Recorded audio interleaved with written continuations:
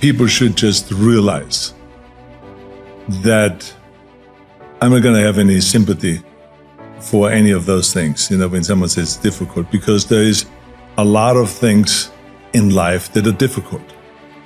And you have to ask yourself the question right off the top, are you going to be one of those guys that are going to go and back off every time something is difficult?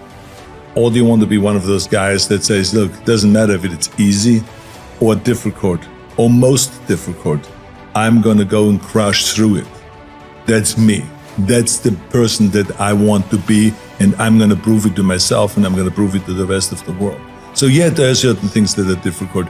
It's difficult for people to have a routine, but they just have to go and do that, and they should just work on it, where they go and say, do something very simple. I'm going to go and get up every morning at, let's say, an hour early, before they normally get up, and just work on that. And then the next time they work on it and say, okay, I'm going to get up early, and I'm going to go and make my coffee or my tea or whatever, and I'm going to read papers, even though maybe I haven't read the paper yet in the last 10 years. Just add that to you, and don't even ask about it, should or should I not. That's the key thing about the routine, is that you don't ask yourself, should I or shouldn't I? You just do it. In order to be complete, and that's when you really have a 100% chance at being successful. When you have a complete situation, that means that you have developed your body, meaning your health, your strength, your energy, and all of that makes you much more positive, right? Because that's when you wake up, when you feel strong and you feel fit, and you ride the bicycle in the morning, the whole world looks much more bright. So the training of the body, extremely important. The training of the mind, extremely important. This is why I say to people, I say, you got to educate yourself, you got to read something every day, you got to learn a new language, you got to just always improve and look at what can you do to improve your business or your life in general. So to develop the mind, and then to develop the spiritual side and the soul, extremely important also. So if we put those three things together, we have total completion. And this is why the physical training, and I'm not talking about wanting to win Mr. Olympia, no. We're talking about just take some light weights and do your reps. Pump up the body, and get some blood in there. Then go and run. Go and run the stairs. Go and exercise. Go to a yoga class. Do some weight training. Or when you have kids, go out and play sports. Go football playing and go soccer playing and tennis playing and this, whatever you can. That is what creates kind of life in you, and therefore more enthusiasm, and you have a much more positive outlook in life. The bottom line is that you can train any time of the day. We learned that very quickly. And so I kind of continued on with the tradition. I did 2 hours of working out in the morning and then 2 hours in the evening. And that routine was automatic. I didn't even think about it. My entire time in my bodybuilding career, I always trained twice a day, and never ever did I ask myself the question, should I go today and do the evening training? Or should I get up in the morning? I always got up at 5, 6 o'clock, always. And at 7 o'clock I worked out.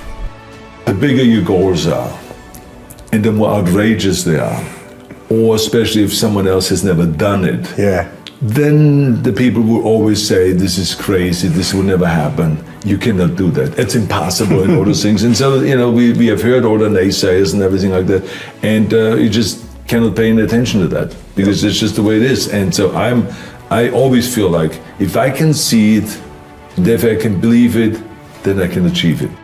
I have a routine which basically means they do something where you don't have to think much, if at all. Like, I believe that routines are very important. It's kind of like the foundation, like to a house or to a building or to anything. So that means that if I get up in the morning, part of my routine is to get up in the morning at, let's say, 5 o'clock. Then I make my coffee, I feed the animals, I go and read the paper, go through my iPad, see if there are any important messages. So that's part of the routine. I don't even think about that. I also, part of the routine is that I have my bike already mounted on the back of my car. I drive down and then take it off and I ride with the bike to the gym in the morning around 6 o'clock or so. Then I go to the gym and I work out 45 minutes to an hour, so that's also routine. It's always kind of the same thing, to do arms and deltoids one day, and the next day I do chest and back, and calves and all the stuff I do every day, and form a little bit, and abs, of course, every day. And then it repeats itself. And I do this the whole week. And then what is also routine is that at night, I do some extra cardiovascular work before I have dinner. So I go in my home gym here, I go upstairs and go for half an hour and do the arm cycle, or the treadmill, or the life cycle, or something like that is cardiovascular. And the idea is to burn enough calories so that when I eat dinner then, which is very minimal, that it is, I don't have to really worry about calories or gaining weight, because the older you get, the faster you gain weight and the more the body picks up because your metabolism is slow. So you have to be very careful with that. So those are kind of routine things that I do. And you try to add as many of those routine things as possible, because you do them without ever thinking about it. And that's what we need to do. There are certain things that we need to do that is supposed to be a routine, that's supposed to be kind of part of your daily schedule without you having to think about it. And so that's basically my kind of routine, and I'm a big believer in that. I think the biggest mistake is that you go to the gym and you go through the motion, but you don't really have your mind inside the muscle. So when you do a bicep curl, I can't just stand there like this. Yeah, you can. I've seen the guys training with me also 4 hours a day, 5 hours a day, but they look like shit. And why did they look like shit? It's because they didn't concentrate. They did the same exercise, but they stood like this, and then they looked sideways, kind of like they were bored, because they didn't even know why they were training. That they were not inside that bicep or inside that lat when you do the rowing and you pull back and you flex the upper back and the center back, and then you let it down and you stretch it and you think about that the wing is coming out now, or like a curtain is opening up. We always thought about the curtain, right?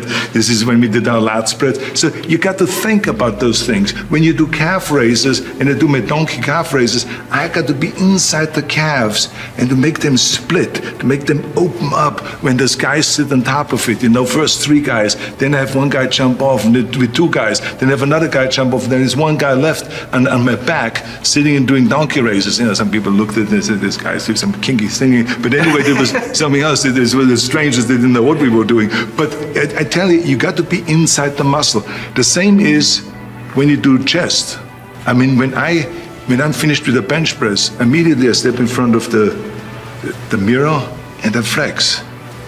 I hit the shot. I want to see everything, how it works, right? And the same is with the cable crosses. When you do afterwards cable crosses, I want to always see what happens. Because I was so enthusiastic about, achieving my vision and turning my vision into reality, and winning one championship after the next, there was always excitement and enthusiasm there. So when I went into the gym, I put my gym bag down and I immediately attacked the weights. There was many times we started out by doing maybe 3, 4, 5 minutes of ab work in the beginning to warm up, to do maybe 500 Roman chair sit-ups or something like that to warm up, and then we got right into it, or we go right into the whole thing. But it was right away, warm-up set, then the next weight up, boom, boom, all the way to the top until you just can't do it.